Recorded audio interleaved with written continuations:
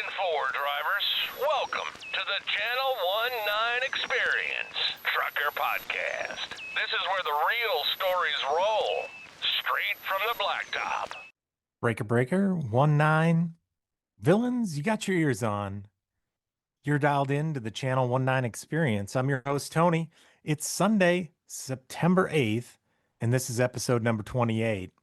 And we're adding some spice this week, just like I'm expecting at Barry's Jambalaya Cook-Off down at the 3rd Annual Louisiana Truck Show. This week's ride is inspired by Morpheus from The Matrix. You've felt it your entire life, that there's something wrong with the world. You don't know what it is, but it's there, like a splinter in your mind. Quick note on this week's soundtrack, had Metallica's Bleeding Me on repeat while putting this together. I shared the link to that video on Sunday. If you know that song, you know why it fits. Also had some Audio Slave, I Am the Highway, and Set It Off. Songs about being caught under the wheels roll, taking the leash that's leading you, about what we think we are versus what we've become. Big episode this week as we kick off the driver shortage series, examining that splinter we all feel but can't quite name. We'll hit the bulletin board with a shout out to an amazing driver named Angela, introduce some voices you'll be hearing throughout the series, and discuss the new PBS film, Driver, that's getting people talking. The pre-trip examines trucking as a battleground, all the conflicts dividing us while the real problems go untouched. And in the money line, I'm going to take you underground with Dostoevsky and George Orwell to understand why we accept equations that don't add up, why we take the leash that's leading us. Plus, our returning guest, Mike Ritzema from Superior Trucking Payroll Service, brings the actual numbers to this philosophical journey. He'll check my receipts, bring a few of his own, and we'll make sure the debits and credits line up. Quick reminder, it's Driver Appreciation Week coming up in a week.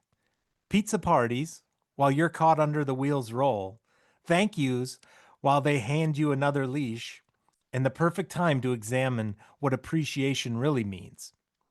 Don't forget to hang around for the post-trip. Let's blow this pop stand. If you're not driving, it's a great time to like, follow, subscribe, and share the podcast with your friends. Paper breaker 19, can I get a radio check? Pretty quiet out here on Channel 19. Well, there's a plain white rapper taking pictures at the state line. Hit the jake brake quick, we ain't paying no fines. The driver swing into the interstate, body shop south at exit 5. Building trucking ain't the same as it was. We're the last of our kind.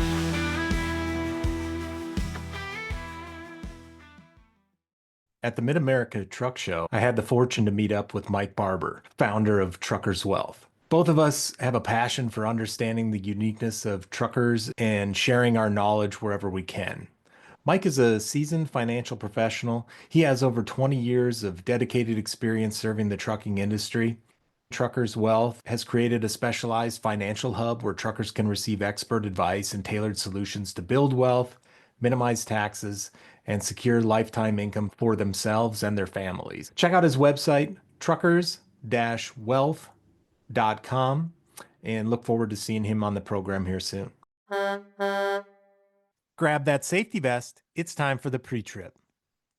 All right, villains, quote of the week. And this one's always been a powerful one for me. It's from the first Matrix movie, released in 1999. But I didn't see it until 2003, right when I needed to. Back then, trucking didn't make it very easy to stay plugged into TV and movies. I was on a 5-year blitz of hustling that ended with me bankrupt in 2002. By 2003, I had 2 jobs while going to college. I was a dishwasher at Old Country Buffet and a second job at a home for troubled teenage boys. And they wanted to see the newest Matrix Reloaded, and I'd never even seen the first one. So I went to Blockbuster, remember Blockbuster, and rented the original and watched it. And I'm going to give you the whole exchange here, not just a piece of it, because if you let these words hit you, you'll see what I saw. Every single line has a place in trucking. I do a terrible Morpheus impersonation, but bear with me. 95% of this is Morpheus talking to Neo for the first time, explaining what's going on. So as Morpheus, I imagine that right now you're feeling a bit like Alice, tumbling down the rabbit hole. You could say that. I can see it in your eyes. You have the look of a man who accepts what he sees because he is expecting to wake up. Ironically, that is not far from the truth. Do you believe in fate, Neo? No. Why not? Because I don't like the idea that I'm not in control of my life. Morpheus responds, I know exactly what you mean. Let me tell you why you are here. You're here because you know something. What you know, you can't explain, but you feel it. You've felt it your entire life. That there's something wrong with the world. You don't know what it is, but it's there. Like a splinter in your mind, driving you mad. It's this feeling that has brought you to me. Do you know what I'm talking about? The Matrix. Do you want to know what it is? Neo says yes. The Matrix is everywhere. It's all around us, even now in this very room. You can see it when you look out your window or when you turn on your television.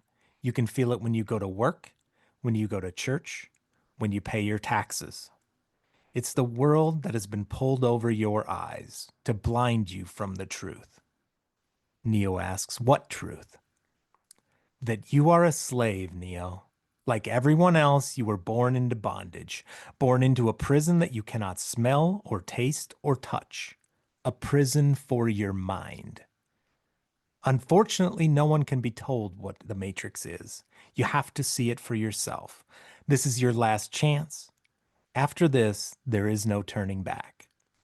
You take the blue pill, the story ends. You wake up in your bed and believe whatever you want to believe.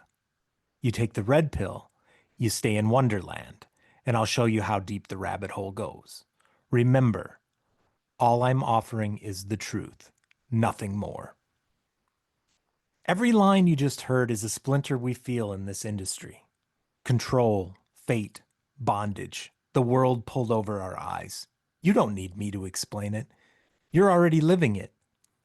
As you can imagine, we could go 1,000 directions from this, but let's clear up one thing first, and then I'll make a trip plan for us. The whole red pill, blue pill scene has been co-opted in recent years, in many cases to mean Democrat versus Republican ideologies. That's not what Morpheus said. He said it's a choice between the blue pill, sticking with our current way of thinking, and the red pill, seeing the world for what it really is.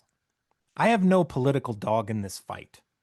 All I ask is that you choose the red pill and take this truth-seeking journey with me. And just like Neo had to see the Matrix for himself, we're going to look at the actual numbers, the real systems, the documented patterns, not the stories told in recruiting, in orientation, at conferences, and in congressional hearings. That's what this driver shortage series is about. Cutting through the facade and the BS to see what truth we can know and build a path forward from there. This is the line we're going to center around in this episode. There's something wrong with the world. You don't know what it is, but it's there. Like a splinter in your mind, driving you mad. On this journey for truth, we're going to address these splinters. To understand the cage that is trucking, we'll pick up a bunch of friends along the way, Morpheus, Neo, Dostoevsky, and we'll see if we can't shatter this crystal palace that surrounds us. Let's get this show on the road. Let's start off with the bulletin board this week with a shout out to a woman I only know as Angela. Now, I've done my share of complaining about ride-sharing apps in previous episodes. Let's just say I've had some unexpected adventures with my rideshare drivers. I'm still in one piece from all those rides, and I guess that's what matters most. But I had a totally different experience since we last met. I was on my last trip to Oklahoma City, and Angela picked me up and brought me from my house to the Phoenix airport. And immediately, her driving caught my attention. Not the usual U-turn in the middle of the road to start the journey, no loud music, no distracted driving. So I skipped my usual routine of wandering on my phone, and I just observed her drive. And I was mesmerized. It was an absolute thing of beauty. The precision was downright spooky. The turns, the following distance.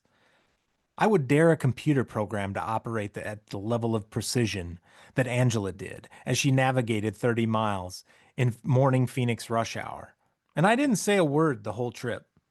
When she dropped me off, I told her if I was writing software on how to drive, you'd be my guide. You were absolutely amazing. And she said that she was a trucker for 18 years, and that's where she learned to drive. Of course she was. 18 years of precision, and it showed in every turn, in every merge. I put her on my favorite drivers list in the app, and I hope to run across her again. Thank you, Angela. You've set the bar high for all the drivers that come behind you. You're really a marvelous driver. You should be teaching drivers. And Angela reminded me that precision and discipline aren't buzzwords. They're how this business actually works. Let's see what else we've got on the bulletin board this week. I want to share a couple people to start off. Normally I would hit these points in the post trip, but they're important to where this series is going. So first up, my buddy and returning guest this week, Mike Ritzema. Mike has launched a brand new podcast called Driven for Success. This one's built for small fleets and owner-operators out there, folks who want to run a more profitable, compliant, and less stressful business.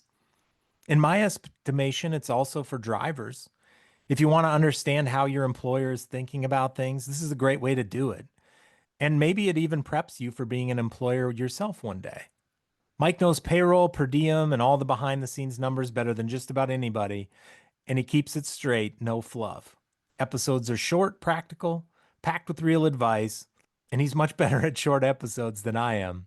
So if you want to get smarter about the business side of trucking, go check it out, Driven for Success with Mike Ritzema, wherever you get your podcasts. Speaking of voices who cut through the BS, you're going to hear from TJ Graff as this series unfolds. He's up next week. TJ's one of those guys who can cut right to the bone of what's really going on. He's been in the trenches long enough to see how this so-called driver shortage story has been spun, stretched, and flat out sold to people. His perspective is sharp, and you'll be hearing it loud and clear in the next episode. We'll introduce his company, Star Behaviors, to you all next week, and you can check it out at starbehaviors.com in the meantime. And TJ has some pretty awesome announcements to make next week on the podcast, and that connects right into another guy I've been following very closely, Will Cook. Will's been writing and speaking on this industry for years, challenging the official narratives and asking the hard questions. He's got a unique ability to connect the dots between the big economic forces and the real lives of drivers. You'll see why his work is so important once we bring him and his work into the series. His Facebook page is A Driver's Perspective, and he also has several books on Amazon, so check him out. Will also had a fantastic post on Sunday that I also shared on our Facebook page. Guidance on how to have discussions gracefully and productively. We're going to need it. Discussing and removing splinters is precision work, not for axes and sledgehammers. So check that out and keep me true to the principles Will lays out there. And lastly, Gord Magill. Gord's the guy who reminds you why the splinters are there in the first place. And he doesn't mind jabbing back at the hand that drove them in. And that's exactly what makes his voice valuable here. He brings a mix of history, critique, and blunt honesty that trucking needs. And he's been a trucker in 4 different countries, so he's got a very wide lens of experiences. He's got splinters of his own, and I want you to hear them. His material is available in a bunch of places like LinkedIn and Twitter, but his Substack is the best place to get content. autonomoustruckers.substack.com. So these are some folks that we're going to be riding with as we tear into this so-called driver shortage. So go check them out. One more bulletin board item I want to dive into quick. Just recently, a film called Driver was released. It's an episode in PBS's Point of View series, POV, and it follows along with Desiree Wood as the primary character in part of her journey as a trucker. Kawana and I watched it on Saturday night. It depicts a lot of different angles of trucking and also the perspectives of several women in the show, which I found interesting. There's some things that I'll never be able to experience as a man, so it's important for me to see those things that I can never see firsthand for myself. But many of the topics are common themes, regardless of sex, and we'll discuss them more in the driver shortage series. One thing that I wanted to mention was Desiree and Real Women in Trucking's advocacy for protecting people in trucking from sexual harassment and sexual assault. They have a petition on change.org to put your name behind the reinstatement of the FMCSA study on sexual assault and harassment in the trucking industry. I'll share the link. For some reason, that study was paused, but it needs to happen. Trucker safety matters for everybody. This business can be scary enough, and we've seen some of those stories over the years that have horrific endings, but there needs to be accountability for people's safety. Some of this stuff that they talk about in the show and that we know goes on in this industry, you see it in the social media posts, would never fly in other industries or other occupations. It wouldn't fly in their office buildings, and there's no reason it should fly out in the cab. And there's no reason for us to tolerate it in trucking. So go check out the film that they put together, and let's discuss it after some more people have a chance to view it. You can go to driver.film, or you can check out their Facebook page, driver.film, or there's links on the Real Women of Trucking Facebook page. PBS has it as well on their platform. Search for Driver or look in the POV, the Point of View series, season 38, episode 8. Because if we can't keep drivers safe inside this industry, then all this shortage talk, it's just nonsense. All right, that's a lot on the bulletin board this week, but one final item. And it's up on LinkedIn now, so it must be official. Final day for me at Love's was Friday, last Friday. And Monday I start at Platform Science. Interestingly, I've had a bunch of people in trucking ask me, what is Platform Science? Now, I thought it was more well known, but long story short, they're a trucking technology company that provides ELDs, cameras, and other things. So I'm bringing my trucking and technology knowledge, working with customers, drivers, their technology people, and industry organizations, returning to this intersection of forces in trucking, where splinters, opinions, and realities all collide. It should give the series and our discussions even more insights. Moving on from the bulletin board material, just one item in the pre-trip. And I'm going to circle back for a minute to Will Cook's post. There's a lot of splinters in the trucking industry. There's a lot of infection. There's a lot of inflammation. And trucking is becoming a battleground on a lot of fronts. Various organizations poking at one another. ATA versus Freightwaves, Women in Trucking versus Real Women in Trucking.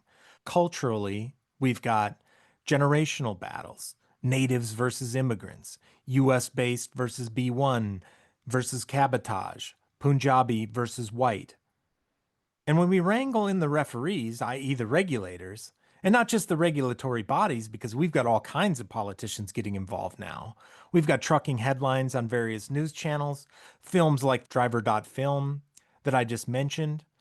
Pain points are flying around, solutions are being thrown out, temperatures are rising, and we run the risk of being used as pawns once again. Oftentimes in the past, we've wound up getting the worst end of these discussions and harmed each other in our relationships along the way. So I'm going to go back to some points from Will Cook's post this week, and thank you, Will, for sharing them. Will Cook reminds us that disagreement isn't the problem. It's the lifeblood of a free country. The problem is when disagreement turns into name-calling, personal attacks, and social media brawls. That's not toughness, it's noise. And while we're wasting time fighting each other, the real power players are quietly moving bills, budgets, and contracts. Name-calling kills credibility, silences good voices, wastes time, and lets power off the hook. What we need is discipline. Make a clear claim, back it up with evidence, show the impact, and offer a solution. That's how Will lays it out in 4 simple steps. Will's bottom line: real toughness is staying factual when your blood's hot. And real leadership is keeping the fight aimed at the system, hollowing out this industry, not at each other. This series isn't about swinging axes in the dark. It's about picking up the right tools, aiming at the real targets, and pulling splinters until we can move again. We're not here to fight each other in the Matrix. We're here to see it for what it is. That's the pre-trip for this week. It took us a while. We're going to write all the defects up throughout this journey, but that's why it's a series and a group project. Get that seat adjusted. Let's push the buttons in. We've got work to do. Trans-Carolina Permits is based out of North Carolina. They've been in business since 1977, and they've got a team with a ton of experience in all of our favorite part of trucking, which of course is the government. They provide a portfolio of services for the trucking industry, not to mention they have a compliance program. They'll help you with clearinghouse setup and queries, IFTA and mileage reporting, so your state-by-state mileage, your fuel purchase tracking, and get that wrapped up into a nice little bundle for quarterly filings. They're a one-stop shop for your trucking needs. You can find them on Facebook and LinkedIn, or check out their website, transcarolinapermits.com, or give them a call at 1-800-899-4870. It's by truckers for truckers. This is the Channel 19 Experience. Let's hit the road. Welcome back. Let's put that turn signal on, move out in the hammer lane, and knock out the money line this week. In past episodes, I've shared parts of my life and my trucking journey, with the point of getting you to this critical juncture in my life so that we could discuss and dissect this splinter in my mind. In a way, it's been me unpacking my own thoughts around my experience, because the truth is, something about all of this just hasn't felt right. And that's why we had the quote this week. You've felt it your entire life, like a splinter in your mind. And that splinter is just inflamed enough, the tip sticks out just enough for us to catch it or bump it on things in the real world. Something that someone says doesn't quite sit right, a lyric of a song, a moment in a movie, a CB conversation, a Facebook post. So I'm going to share those things my splinter catches on with you and see what we make of them together. I know there's more of you out there. Will Cook, Gord Magill, Chris Barber, TJ Graff, Verlin, Danger Dave, to name a few. There's something unique about a lot of us truckers. There's a group of us who don't see things like everybody else. And maybe that's why some of us gravitated towards being in a truck in the first place. Not for the freedom of the open road, but to go underground, to escape into that cab, where the men of action and their 2x2 = 4 logic can't reach us, where we can be sick, spiteful, consciously destroying ourselves on our own terms. We sometimes can find words for the reasons why, but oftentimes we can't, and that's why we have songs. We have poetry, we have books, movies, TV shows. Do you see many other occupations that has these kinds of things? Other jobs have training manuals. We have laments. I shared it on Sunday, but if you haven't listened to Metallica's Bleeding Me, press pause, go listen to that song, click on the link with the lyrics up if you can, and see if it catches on some of your splinters like it does mine, or like that segment from The Matrix does. I can't put the whole song here. I'm going to get flagged for copyright violations. But throughout the series, I'm going to attempt to explore more of these books, songs, movies that have been catching on my splinters, and you can share some of the ones that catch on your splinters as well. And I'm going to weave them back into this bullshit discussion about driver shortage and how it's being used as the perfect lie. And we're coming up on the perfect week to talk about it because we're just about Driver Appreciation Week, where they throw you a pizza while running you over under the wheels roll, where they thank you for bleeding while handing you another leash. The perfect lie that keeps you taking the leash while they claim they can't find anyone else to bleed for them. At moments, it's going to look like we've lost sight of the goal, but all who wander are not lost. This trip is going to be worth it, I promise. And like anything in trucking that's worth it, it's going to hurt. That splinter is the consciousness that you're taking the leash that's been leading you, and worse, that you know it. First, let's start this trip with someone who's been dead for over a century, but will understand the cage of your cab better than your dispatcher ever will. Someone who went underground before any of us. Fyodor Dostoevsky. Fundamentally, his book, Notes from the Underground, explains why I recognize myself in his pages. In the last episode, I left off my trucking journey as a bankrupt 25-year-old in 2002. And like the song Bleeding Me, I had been digging my way to something better, sowing the seeds, and then the thorn from the tree I've planted, and then I bleed. All my trucks gone, everything I had been working towards since I was 19 gone. I was lost, and at that point, I only had one principle to stand on. I wasn't going to have anything to do with trucking ever again. I went underground. I holed up in a crappy camper and wandered south until there was no more south in the U.S. to go. U.S. Highway 1, mile marker 1, Key West, Florida. And this is where my story aligns to the underground man at the beginning of Dostoevsky's Notes from the Underground. He starts his book, I am a sick man. I am a spiteful man. I was spiteful. I tried so hard. I willingly suffered every degradation, endless hours, every sacrifice needed. I was willing to make it. I ate damaged freight for months. I was going to be the hero, and instead became the worst thing I could have imagined, a failure. And worse, a failure who couldn't blame anyone else. So I retreated, me to my camper, the underground man in the story, to his own cage.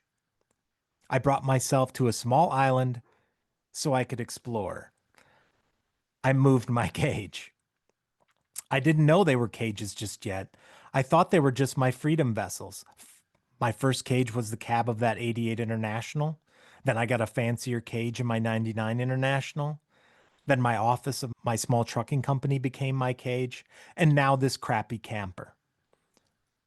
So I read.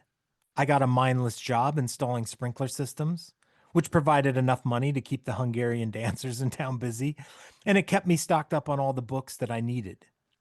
I read books like The Jungle, 1984, Native Son, Steinbeck, Kafka, Dostoevsky, Crime and Punishment, The Pains and Trials, The Despair and Failure. I could relate to all of those themes. I used all the logic I had, but none of this offered any solutions. There had to be a formula that pointed me to what went wrong, right? So I decided I would go where all the formulas are kept. College. I went back to college in Minnesota. One good thing about being broke is you get maximum financial aid to help you pay for the overpriced classes and overpriced books. But that wasn't going to be enough. So I washed dishes at an old country buffet. Anything other than be in trucking again. And I went straight for the accounting classes. At the end of the day, the business failure was about math, wasn't it? Revenue, expenses, margin, cash flow, EBITDA, balance sheets, and income statements. Just like our underground man in the book found the 2 times 2 equals 4 equation for how the man of action operates, I needed to find my 2 times 2 equals 4 equation. I needed to find the error in my work. I needed to find out why 20 hours a day times 7 days a week didn't add up. And accounting is precise. It's perfect, right? Debits must equal credits. And I learned how to do the math perfectly. And you know what I learned? The equation worked exactly as intended. I hadn't made an error. I was the variable the math needed. And that's when I understood what Orwell was really writing about in 1984. I've brought up 1984 before. I hope you've read it. If you haven't, please go read it or listen to it on audiobook. It's a great audiobook. Towards the end, O'Brien is torturing Wilson. I hope I'm not being a spoiler there, but I mean, you don't have to read very long to figure out all this probably doesn't end all that well for Winston, or the hero of the story. But anyway, sorry if I did. The fundamental torturing point is around the concept of O'Brien just wants Winston to say 2 plus 2 equals 5 and mean it. It wasn't about math. It was about power, making you deny reality itself. The trucking industry doesn't need torture chambers. They just need you desperate enough to accept their math. Being an independent contractor where we own everything. Or worse, a lease purchase contractor where they control even more of your life. They've got their driver shortage narrative, but wages haven't risen in 40 years. They've got their driver appreciation week, while the occupation of being a truck driver gets systematically destroyed day by day. They need you to accept that 2 plus 2 equals 5, that working 70 hours equals a living wage, that being away from your family equals freedom, that destroying your body equals a future. The underground man saw the men of action with their 2 times 2 equals 4 logic, and at least their math was honest. In trucking, they've perfected something worse, making you pretend their false equations are true, making you repeat them at orientation, making you recruit others with the same lies, until eventually, like Winston at the end of 1984, you love Big Brother. You're defending the system that's destroying you.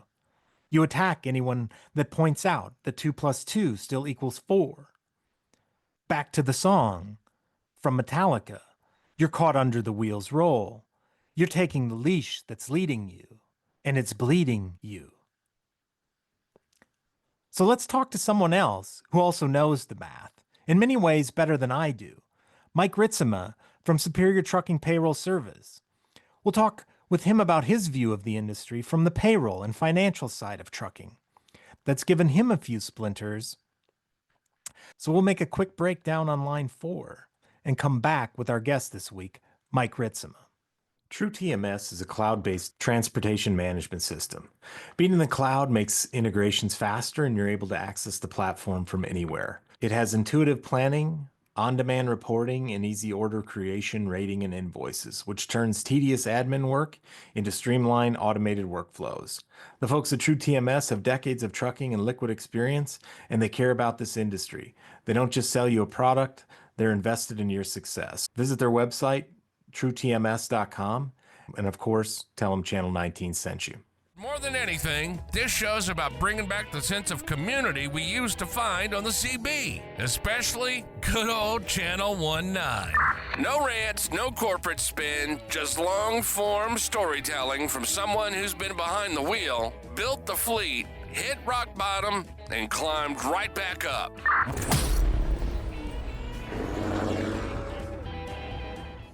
All right, villains, we're kicking off our series around one of the most contentious topics in trucking, the driver shortage. We're going to examine the topic from a variety of angles. There's a lot of opinions and perspectives to consider on this topic, and each perspective has its truths and also its blind spots, and we'll work through that together in the series. And first up, I'm welcoming back Mike Ritzema of Superior Trucking Payroll Service. Mike, welcome back to the show. Before we dive in, why don't you give a little refresher on your background and then we can dive right into the driver shortage conversation. Yeah, thanks for having me, Tony. Yeah, I am the founder of Superior Trucking Payroll Service. We are a payroll service that is just set up to help trucking companies. We don't do bakeries and doctor's offices and things. All we do is trucking. And so we've been doing it for 15 years. Yeah, and your background before? Oh yeah, I starting was this the company? I was the CFO of a trucking company that had about 80 trucks and a brokerage. And that's what got me interested in it in the first place. We had used a national payroll provider who kept messing something up. And so I told the owner I could write software better than that. And he said, go ahead.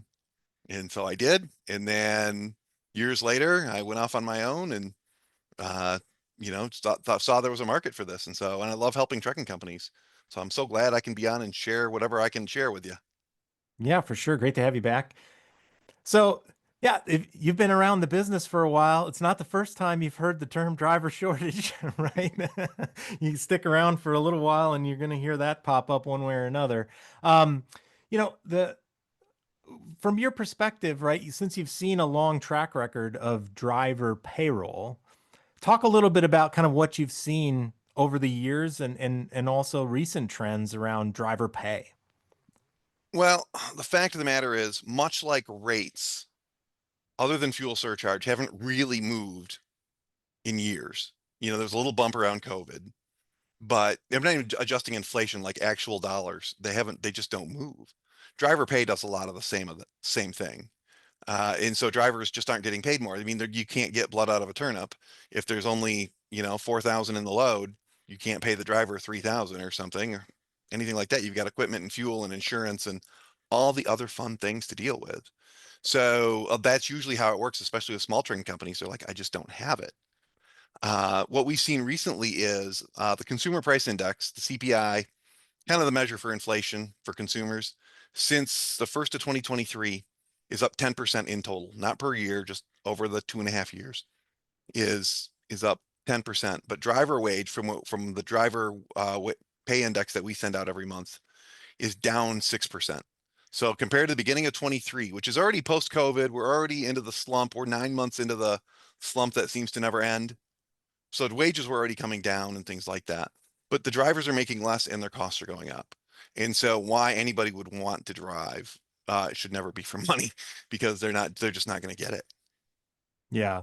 Yeah, unless it's something very specialized that you can warrant, rates that increase and keep up with inflation. It's very hard as just a commoditized dry van reefer carrier doing what, thousands, hundreds of thousands of other drivers are doing. It's very hard to be an outlier on the pay side. It's unfortunate because they get treated like unskilled labor, really. They get, they get the server at Applebee's makes more than they do if you count in tips. And that's just not right. I mean, that's skilled labor. And if you don't think it's skilled labor, try and back a truck up into a dock with trailers on both sides. I won't even try it because I couldn't even do it in a video game. So, right, like it's a skill, Yeah. knowing that your truck doesn't sound right when it's going through the prairie and you're in the middle of nowhere and you got to try and limp it to the truck stop. That's a skill. That's not, to me, this is like a plumber or an electrician or somebody like that. Truck driving is skilled labor, should be treated as such. Yeah, and when you look at things like, I love the post that all the carriers do celebrating the 1,000,000 miles, the 3 million miles. I mean, I've seen 5 and 6 million miles, which just blows your mind. Like 5 or 6 million miles with the lunatics on the highway to not have an accident. Like I didn't make it 1 million miles. I had a couple small incidents, one backing incident to your point. And the other one, I smoked a 2,000 pound cow out in the open range territory of Montana. I dodged the white cow at night. That one my headlights picked up, but the black cow I missed, and I caught that one broadside. So, but I mean, just thinking about the skill that it takes to go millions of miles. Mhm.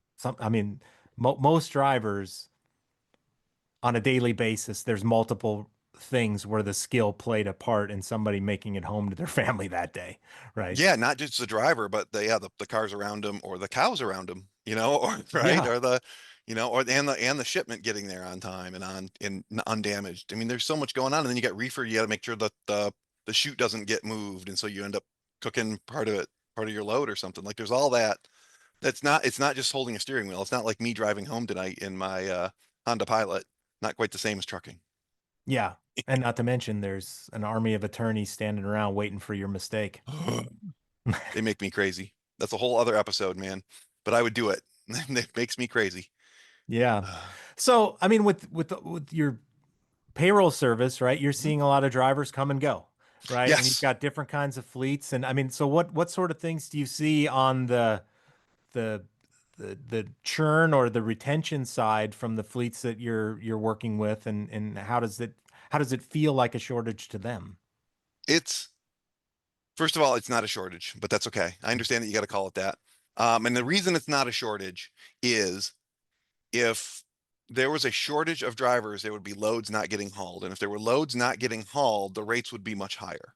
Right. So the reason the rates are low is because there's more trucks than there are loads. And all those, we don't running that many autonomous trucks just yet. So they're all driver trucks. But there is a good driver shortage, and I agree with that. But back to your question, like what do I see from my clients?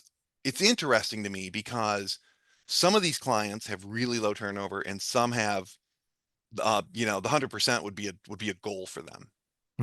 Right? Like they'd be like, yeah, they'd be high-fiving each other. We only turned over 100% of our trucks this year.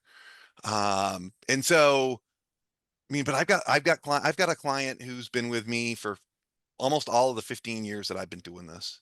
His turnover rate has to be 10% a year. Wow.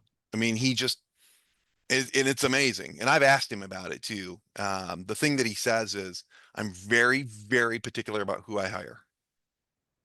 And so he's not going to suffer the minimum acceptable driver. Which I think a lot of people do because they're so focused on getting that load moved. They're like, oh, if their MBR has just a few enough points and the insurance company will let me insure them, and that's the standard I'm going to use, and just ship him out. And but you know in your gut, you know in your soul, if you're hiring drivers, this woman is a bad hire. I know something wrong is going to go, something's going to go sideways here. So what is it going to be and when is it going to get me? And you know it, but you got to get that load moved. And so it takes it's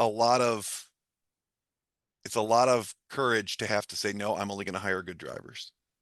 Yeah, and there's an increasing expense when you just leave a truck parked against the fence because you said no to that driver. You're like, no, I'm just not going to deal with whatever the resulting headache is from deviating from what I know is a good driver and lowering that standard. There absolutely is. There's the cost of the truck. You're still insuring it. You've got all these other expenses, but you still actually kind of have to maintain it. Yeah, base plate And sitting on it, finding a new right? driver, you know, costs money. So if you can do it quicker, it's theoretically going to cost you less money if you just can hire the first one. But you're just going to keep hiring that first one, you know, twice a year for that truck because if you're hiring bad drivers. And the good drivers, we all know who the good drivers are within your fleet. You know, if I had a load that had to move and I needed to impress the shipper and the receiver and the weigh station and everybody in between. Most companies that have even 5 drivers have one. They're like, yeah, that's the one I'd pick. You want more like that one, right? And they want to work with people like them. So it's just so crazy that we're not good at separating who are the good drivers from who are not the good drivers. And I'm sorry, I'm kind of going off on a rabbit trail on you, but it's so No, important. yeah.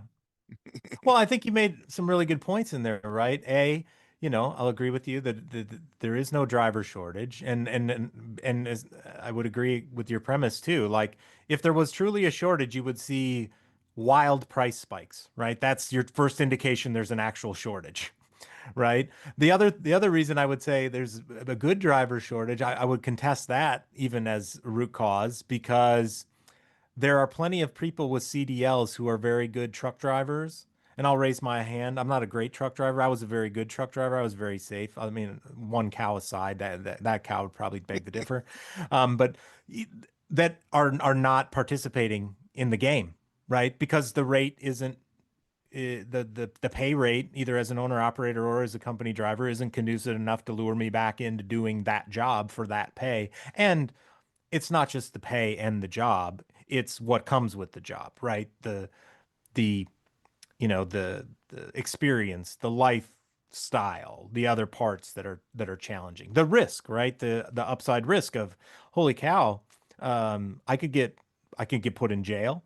I could get sued out of business. I could have someone come after my livelihood, my home, all kinds of things as a result of my job, which most of us, we go to work every day without that threat of, which button on my laptop could I press today to find myself, you know, in prison getting sued. I mean, there are buttons there. Let's not be naive and say that there Right. aren't, but they're a more clear choice, right? Of what would get you in trouble at your, normal office job, than is on the road, right?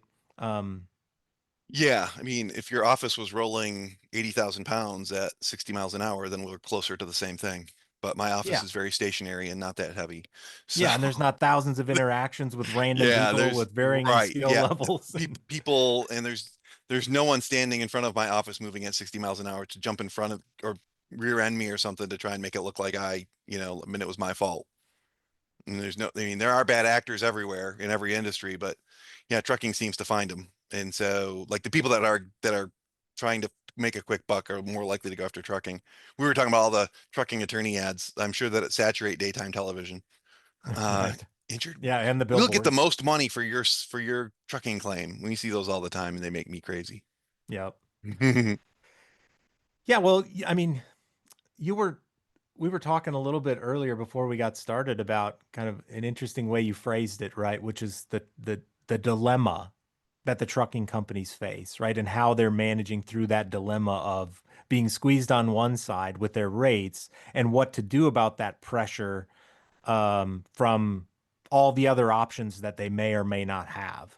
And so, I mean, like, what do you see as some of the tactics that the your payroll gets a view into, right? Because you get to see, hey, Hmm. there went another $6,000 bonus out in this person's payroll, but oh, here Hmm. that person also quit at the 5 month mark, things like that. Yeah, well, I mean, there's some companies that pay sign-on bonuses, which I think is just a horrible idea. Uh, I think the driver that already works for you is more important than the driver that you might hire. Again, especially if you have a standard of good drivers, which you should have a standard of good drivers, even though that's really hard. And I can go into that more later if you want. But I would, if you're going to do bonuses, do retention bonuses, do anniversary bonuses. Give them $100 for each year they've been there. So driver after a year gets $100, after 2 years gets $200, after 3 years gets $300. You're not into any real money for 10 years. And by then, if you could keep a driver for 10 years, you'd happily give them $1,000. Right. Right. So that's the main thing. But because I see signing bonuses. That was what the ATA had talked about a couple of years ago. When they were talking about the driver shortage. They put something on the ATA website but no one signed it. I kind of laughed at that. And they were talking about $15,000 signing bonuses for owner operators. And like, no owner operators getting that. They'd get it the first day and they'd quit and they'd go to the next guy. Shoot, I can't drive a truck at all, but I can fake it enough to get $15,000. For 5 minutes, I can do it. As long as they don't road test me, I think I'm fine. And yeah, because the road test wouldn't go well. But just the idea of that was that myth. And so there is kind of a myth that the drivers are getting over, the 15 they see, or you'll see companies that advertise $2,500 signing bonus, but they're paying it like every month for a year or two. So they're Mhm. paying it $100 to $200 a month.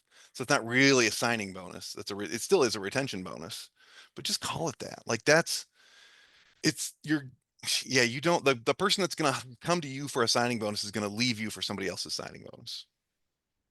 Yeah, and you see like there's all these tactics from just the carnival barker sales pitches, right? And it coming from all parts of the industry, Mhm. right? Whether it's the CDL schools, I mean, you see it on social media, and it doesn't matter. I mean, you see it for dispatchers too, like, oh, you can get rich and earn seven figures if you just start your own dispatching company, and if you buy my 59.99 e-package of documents and templates, you'll be on your way to vast wealth, right? Same thing on the truck driving side, right? You just see whether it's the schools trying to get people into the career, whether you see it on the recruiting side from the trucking companies, like there's just this wide gap between the perspective of what the job's going to pay and what it's going to be like to then the reality. And I think that plays into, the person, the company you work with that's successful at this. Mhm. He knows what he wants. And I bet like he doesn't see any up value in BSing someone into taking that job. Right. I will tell you, he doesn't see any up value in BSing anybody about anything, Right. which is great. I think that's the way to go. Be clear in your expectations. This is what we're going to expect from our drivers, and we're not kidding. Does this sound like something you can do? Yeah. And And if here's they're what like, you can expect from us, and we don't yes, plan on not delivering it. exactly. This is what we're gonna ask of you, and this is what we're going to do for you, and that is the trade, and the trade is not negotiable. So if it sounds like that's not your jam, he has mostly flatbeds. So, if load securement is going to be an issue for you, then we're not the people for you. Yeah. And Yeah. I mean, I think that's one of the most powerful things you can do as a trucking company is say, here's the drivers that are not good fits for us. The drivers that want to run wherever, hauling whatever trailer, hauling whatever, driving whatever make of, if you only have Kenworths, and I don't know what he has, but let's just say all we have is Kenworths. If you don't like Kenworths, we're not your people. Yeah. What that's going to do too is the people that like Kenworths, they're going to look at it and go, this is the place I should go look at. So you can't know who you're for until you know who you're not for. Yeah. And so that helps you make better hires. And you just have your standards. I like to call them boundaries. And the boundaries are non-negotiable. And again, I make up boundaries. I was in the finance side of the accounting or of the trucking company. I didn't hire drivers. I will acknowledge all of that, but I do hire employees here and we have boundaries and they're non-negotiable. And so I don't care how good you are at driving the truck. If you are gonna not be dressed well enough to my standard, whatever I decide my standard is, you can't work here. If you're gonna forget to bring your steel toe boots because you got to go on somewhere that requires that, you're not gonna work here. And that's okay. You'll be good for somebody else. But Yeah. I got to be willing to let that truck sit. And even though it does cost money, it's going to cost you now or it'll cost you later, as you were saying, right? Earlier, pay now or pay later. Right. So it's a lot easier if you just make the good hire now. It's harder in the beginning, but it pays off. Your headaches, you know, drop by 80%. And I'm sure too, if you talk to any small trucking company, mid-sized trucking company, and you said to them, okay, however many drivers you have, are 20% of them knuckleheads? And they'd go at least. Like, what are they doing here? They're just making you look bad. So, but they do it because they're like, those are the guys who applied. And they're kind of like, they just like fate brought them to them instead Right. of demanding more, which none of this is to dump on the drivers. The drivers they're getting away with what they're doing and they're getting, if you're not going to tell them it's not okay, they should keep doing it. And they still don't get paid enough, which is, I know what we're really talking about. Even a bad driver needs more of a living wage because it's just not happening right now. And I don't see it getting better until we have the next boom, which hopefully will be soon. Yeah. And what we've seen is as the everybody gets squeezed, right? The dilemma that the trucking company faces, I was on the shipper side. I faced the dilemma from that side, right? The pressure of, and you were on the brokerage side, or you saw the brokerage side, Mhm. right? Where, if the money coming in keeps shrinking, you got to find ways to shrink the money going out, or you're not going to be in business forever, or for long. Mhm. And so, you watch the corners get cut every which way, and you wait. Oftentimes you wait till it bites you, right? This is where the pay now or pay later, you say, well, I have to write out a paycheck now. I can shrink that now and I'll pay later. Hopefully not. I'll take the gamble that I don't have to pay later because my cheaper alternative crashed that truck or quit, at a truck stop in Iowa, 500 miles from the delivery with no Mhm. time left to recover it. I mean, all those problems you just hope don't occur. But we know, like, trucking's a matter of probabilities. We run in big numbers, right? Revenue side's big, mileage side's big. The averages are going to catch up with you when you cut corners.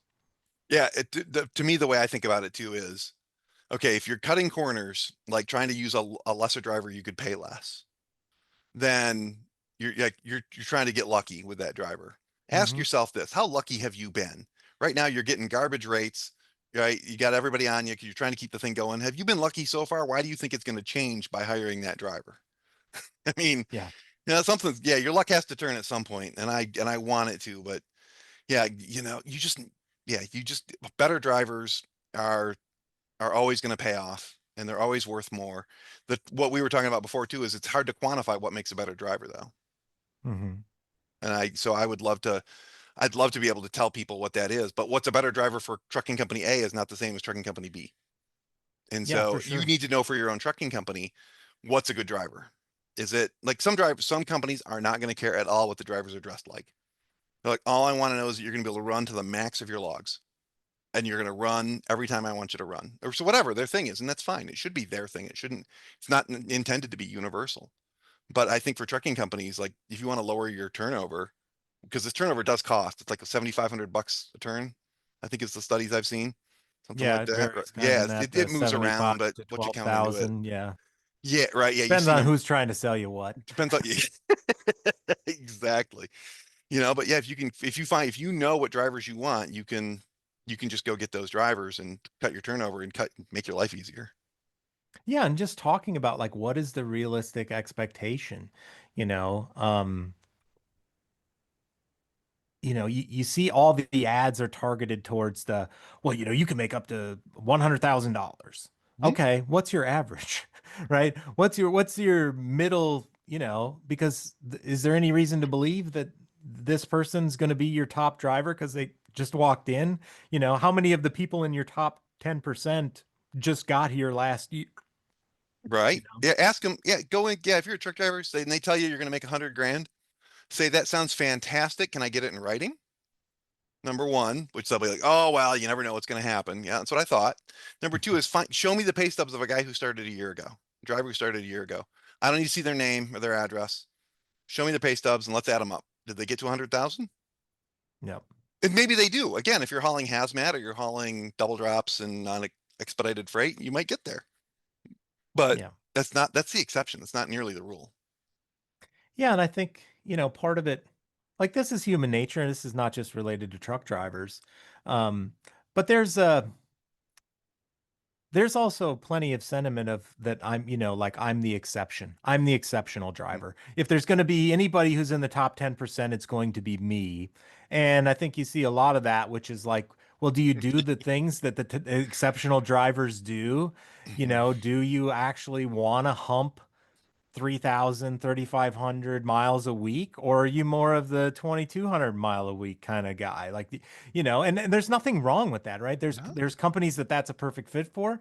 There's room for that in this business. Not everybody needs to hump 4,000 miles a week, Right. or every week, because that's probably not sustainable either. I'll raise my hand at that. I did it, and then I ran out of steam. I just got sick and tired of it. Um, Hmm. Sounded great, Hmm. but was unsustainable. Well, Um, I mean, even car drivers, more than half of them will tell you they're above average car drivers. oh So yeah. why would truck drivers be any different on that? Like yeah, they're all going to say they're above average. So we just got to you got to define what above average is.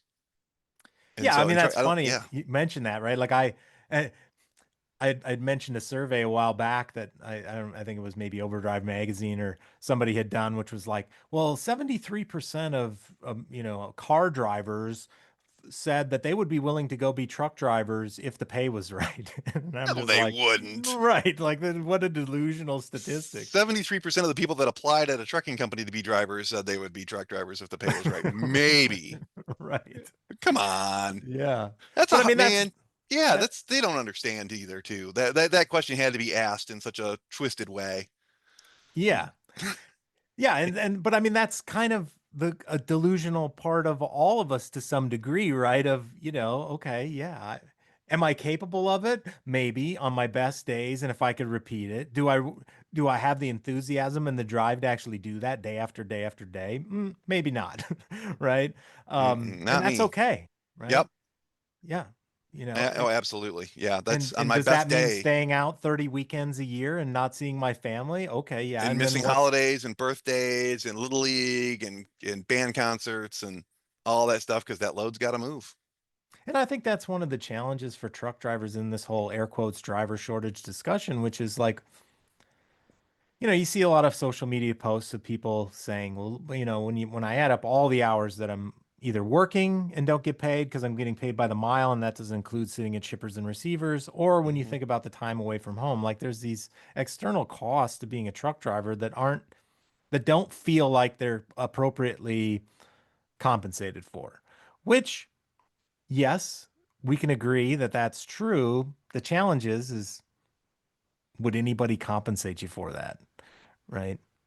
Yeah, the only way you're ever going to get that really is if all the trucking companies unionized again, if they Yeah. collectively bargained. It's really the only way it's ever going to happen. And I'm not pro or anti-union. I'm just saying that's you can't get. There's so many trucking companies, the small trucking companies and medium size, and even the large ones. There's just so many trucking companies that they can all kind of dictate rates and things like that and tell you what it is, but the driver doesn't have as much leverage other than to go to somebody else who's going to give them the same bad deal. And Yeah. so, yeah, it's hard. You've got to be a truck driver, you got to want it. You got to want to do that. And you got to be like, you know what?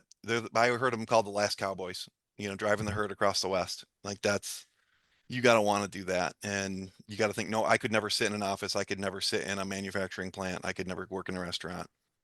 Yeah, and I think that's a very good point to balance out the equation, right? Because yes, you want to, all of us have probably stared at various situations. For me, the last 10 years has been sitting at an airport watching a flight get canceled, spending another night in Houston because, a hurricane's coming and going, well, no one's going to pay me extra, but here I am. And that's a reality of a lot of jobs. Same with, oh, it's a snowstorm in Michigan and my commute's now 2 hours to and fro. Well, that's the price of living in Michigan. Yep. Um, and but we tend to not balance out too in the equation the fact that yeah, I do get a different view in my office every single day. I do, when it comes to defending, like, why am I a truck driver? That seems ridiculous. Then you hear those arguments come out. They tend to get forgotten when somebody's doing oh, woe is me, the pay sucks. Yeah, but you made a trade-off, right? And that can be a tough pill to swallow. Don't get me wrong. I'm not saying it's easy, but you have to remember that too in the moment. Like you did avoid having to hang out with John at the water cooler because there's no water cooler in your truck and there's no John. Your boss will not knock on your office door. There's just no way. You're going 60 miles an hour at least. They can't knock on that door. They can call you, but that's Yeah. it. Like they are, yeah, you're not going to have that. You get more autonomy than you would get in almost any other job at that level, because you just got to get, from Grand Rapids where I am to Los Angeles, and you deliver, what's today, Wednesday, you deliver on Saturday. So you just got to get there. Yeah. And so you, within the laws, logs and things like that, but you do have some flexibility in when you take your time off and things like that and what you want to do. So, and you don't have anybody hounding you as long as you make your deliveries. You get to feel like, to me, there is some honor in the profession, much like the Cowboys, where this isn't a job anybody could do. So you can be that person who, look, I was bringing medicine. We've got some medicine manufacturers in our area. I brought medicine out to California. People in California are able to feel better health wise because of my work. Yep. And I think that's great. One thing, I was talking to a software friend of mine, and he had worked for one of the large mega carriers for a long time as the chief technology officer. And at one point, they had revamped their entire payroll system. And one of the interesting things, of course, to understand what the new payroll system should actually be able to do, they had to run through a bunch of data and understand, like, okay, which features are we actually using? Which ones are, from a 1950s law that no longer apply, or whatever the case might be. And he said one of the more interesting things he found in the data was like all the garnishments, all the child support, all the tax liens, like all these various things. And when he kind of did a comparison of like my office staff, because they were on the same payroll system, and his driving staff, he was just like overwhelmed with kind of melancholy as he looked at kind of how the data diverged, right, between the two populations of drivers versus non-drivers, and kind of you could infer some of the carnage of trucking as a occupation does. Yeah, I agree. There are more, we call them third party payments, payments not to the employee Mm-hmm. in truck drivers than there are in anything else I've ever seen. I think part of it is, to me, it's like the child support things it's hard to leave your wife or significant other at home. Like that's just a stress on your relationship. And some Yeah. of they figure it out. Most of the trucking spouses figure it out. A lot of them do, at least. And it gets hard actually when the driver's home. Yeah. Right. My wife would attest to that. Okay. Yeah. Right. Like we developed a rhythm without you being here. Why don't you need to go on the road, do something. Yep. And so there's that. And then it's just hard. And then if your relationship ends, that leads to the child supports, which are by far the most of what we get. My record, I think, is 10 orders on with 8 baby mamas. Yeah. That's like NFL level. Right. Yeah, that really, right? That's professional athlete level. And so, and they all end up getting a very small piece of it, but they'll get it until they actually fulfill the whole order, which they could be paying until the kid's 40. Oh, wow. I didn't Yeah, know because that. it's like so much a week until they're 18, usually about. I'm not an attorney, but So you have to basically pay Yeah. it back. Yeah. So, but you can only take half of their check or 60% of their net pay, basically. So if the order was $100 a week and you can only pay 20 because you've got multiple orders. And so instead of you paying up to half or 60%, we got to split that among everybody. So you're supposed to pay 100 and you're only paying 20. That other 80 doesn't go away. Mm. You just got to pay that on the back end. Wow. And so, yeah, It's hard. And I mean, it's hard to be a parent enough as a truck driver. Like I don't understand how you've got to be so dialed into your kids and everybody's got to understand what's going on. But then you talk about other things too, like bankruptcies or tax liens and things like that. That's just not being strategic. Or it's, you talked yourself into making a bad purchase. Because there's no one that's going to advocate for the driver, unfortunately. Now, I don't want to paint with a broad brush. Drivers, again, generally don't think about later. It's why those tobacco usage rate is so high and the hypertension's so high. Besides it being a job where you sit there most of the day, you're not just sitting there, but you're sitting and you're not able to walk around. It's easy to make bad decisions. So it's easy to get financed for that Harley you shouldn't have bought, and then they sue you and then you got a garnishment or the bankruptcy because you end up buying a Harley and you had 2 other credit cards and you get forced into bankruptcy and then we're paying trustees and things like that. And again, it would be easy to try and find joy. And I'm not a sociologist or anything like that, but you're trying to find some joy in a very lonely job. So you're going to do it by buying a Harley or seeking companionship, I'll call it, which results in a child support. Yeah. Things like that. Yeah. And to be fair to the trucking companies on this, I think they would offer what I would call life skill coaching to their drivers, especially the big carriers. They would offer that, but I don't think the drivers would do it. Yeah. So it doesn't make it less hard. It's still very hard. And, or it's a comparison game too. You're going through the truck stop and you see the other guy just bought his Harley and, and so on and so on. And you want to keep up with the Joneses. Well, how come they have a Harley and I don't? Which again, isn't unique to trucking, but it's still hard. And so Well, then even social media and technology oh my have gosh. fostered that even more. Like before, you didn't even really see it. Like when I started driving in the 90s, like you were just gone. You didn't know what anybody was doing in town or what they bought. So there was no comparative, what are the Joneses, doing, until you got home, right? And then you look around and go, but then you'd say, well, yeah, but you also never left that 2-mile stretch of pavement between your house and, your job. I've been, to 37 states or whatever the case might be, right? Like, I'm banking experiences, you're banking payments, right? Yeah, and you got to work so hard to pay for that Harley, you're never gonna have time to drive it. Yeah. And you also, okay, so you see the guy with the Harley or whatever, and then you're on the road for 6 hours, 6 more hours for the day. And you're just stewing on it. You're not talking necessarily to anyone. If I was here at work and something happened that got me spiraling on something, I go home and my wife would be like, get your head on straight. What are you thinking? And they don't have that person that they see every night. Yeah. And so it's easier to spiral. And like you said, social media is so powerful like that too. Ugh. Yeah. Yeah.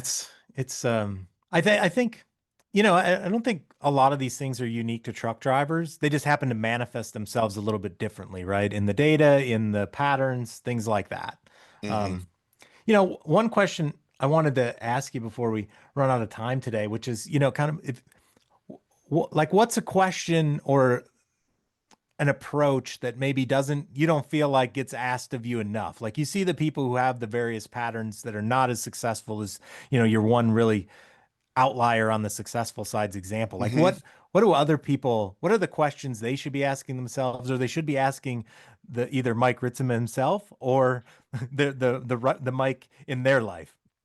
Anybody who's watching this can find me on LinkedIn and ask me. Like our mission is to help trucking families. So even if you're not a client, I'll still answer your question. But the question they should ask themselves is, what am I tolerating from my driver? As a small trucking, we're talking about for the trucking company. Yeah, or Even a even the small truck trucking driver company looking that's at it looking to too, hire right? drivers, they should ask themselves, what am I tolerating that I shouldn't be tolerating? And then then the follow-up question to that is, am I clear to my drivers that should not be tolerated? And almost every time that second answer is no. Because again, Yep. I don't think the drivers are bad people at all. Even the drivers who might not be up to whatever standard I can construct.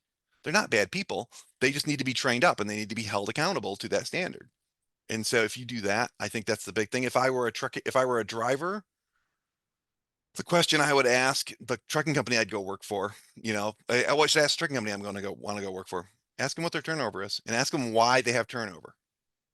And if their turnover is 100% or more, ask them why. And if their answer is anything that blames the drivers, you want to walk away. You don't want to work for them. If it's, we made bad hires, we weren't as particular as we should have been, or, this or that, anything that's on the company side where they kind of take ownership of it, then you might have a home.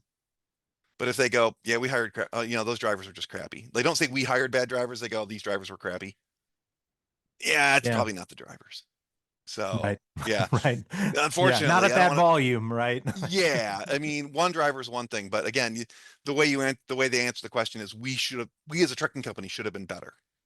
We should have been more clear on our expectations, and we weren't, and the driver left, or something like that. Or we weren't clear about that they were going to have to do this thing. Like, we weren't clear that they were going to sometimes haul flatbeds, or they were going to sometimes have to go to New York City, or they were going to have to sometimes drive a slip seat or something. Whatever the thing is, right? Yeah, but if the they're friction like, that comes from something.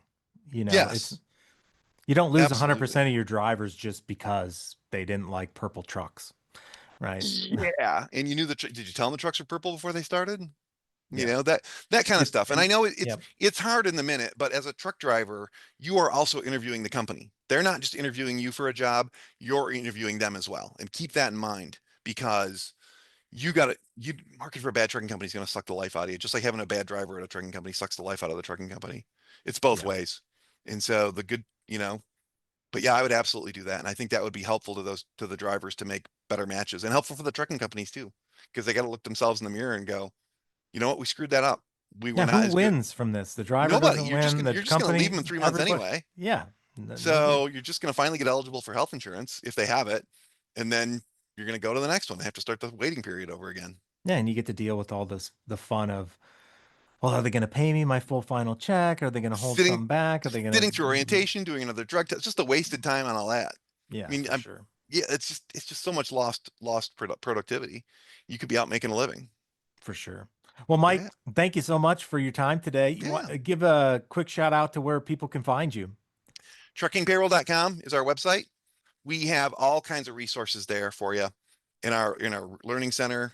You can also find me on almost any social at Trucking Payroll, TikTok, LinkedIn, YouTube. I have a podcast called Driven for Success that I just started. We just launched the 4th episode yesterday, and it's all about back office things for small trucking companies. Cool. I'll share that out. Check that out. Awesome. Well, thanks, man. Thanks so much for having me. Anytime I can help your people, I'm always excited to do it. Thank you too, man. Appreciate all you do for the industry. We're talking trucking life, uncut. The wild stuff, the weird stuff, the mistakes, the memories, and the miles in between. From first jobs to last hauls, the laughs that kept us going, and the lessons that left a mark. Well, villains, that's going to do it for this week's run. We've covered some miles, snagged a couple splinters, and maybe squeezed a little pus out. We haven't solved anything yet, but we're working that splinter towards the surface. We've talked about splinters in the mind, about accepting equations that don't add up, about how this industry needs you to accept that 2 + 2 = 5. And speaking of accepting bizarre math, quick story before we wrap. My shoulder's been giving me trouble again. Remember the one I got worked on in England earlier this year, maybe around episode 10 or 11 or so? I need to go get one more injection. But my British doctor, he actually begged me to go see a US doctor about it instead. He said, surely they can't be so daft as to not just perform the procedure right there in Arizona. I laughed. He didn't. I told him, for you, doc, sure, I'll go ask him. So I saw my general practitioner here in Arizona. Great doctor, by the way, knows how the system works. It took him about 3 minutes of hearing my story about what I've already done, and he asked me point blank, why aren't you in England right now getting this fixed? So I'm heading back across the pond in a couple weeks, flying 5,000 miles for a simple injection because that makes more sense than navigating our healthcare system. There's your 2 + 2 = 5 in action. Couple episodes coming up from England while I'm there. Maybe I'll find Orwell's ghost and ask him what he thinks about all this. Next week, the driver shortage series continues with TJ Graff. We're going deeper into that cave with flashlights blazing. Don't forget to connect with our friends of the show. Big Cal over at Trucking with Coffee and Cal. killing it with his daily content. Barry Trahan's third annual Louisiana Truck Showdown in Rain, Louisiana, coming up in October 25th and 26th. We've also got Lee Owens' American Truckers Jubilee in Searcy, Arkansas that same weekend. So if you're in the South, you better find your butt at a truck show somewhere. There's lots of great ones going on. Don't forget Mike Ritzema over at his website, truckingpayroll.com, and his new podcast, Driven for Success. Truck show season still rolling on.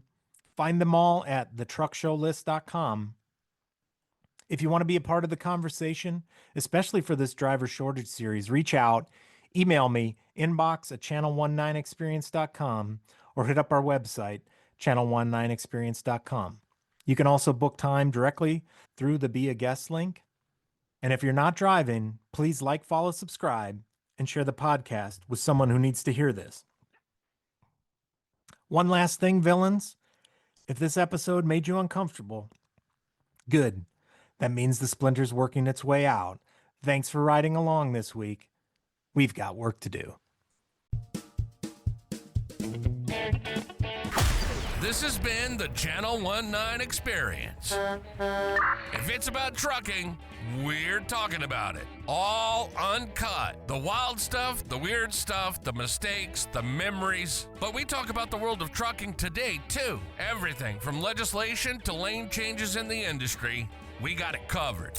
Thanks for listening to the show. If you enjoyed it, make sure to like, rate, and review. We'll be back at the ranch soon, but in the meantime, hit us up on social media at Channel 19 Experience and the website at www.channel19experience.com. That's channel and the numbers 19. See you down the road.